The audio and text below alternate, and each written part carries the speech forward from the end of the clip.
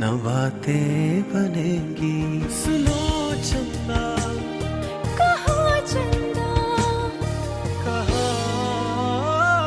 चंदा।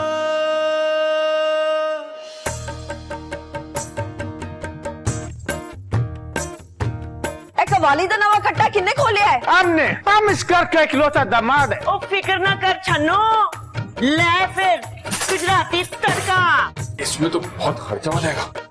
नजाकत को दवाइयाँ दे आओ। नहीं नहीं नहीं नहीं नहीं, मेरी तबीयत आज बिल्कुल ठीक है। हाय अभी अब्बा जी जिंदा आते ना बहुत खुश होते। जो सारे मैं वेरी गुड मेरे सन।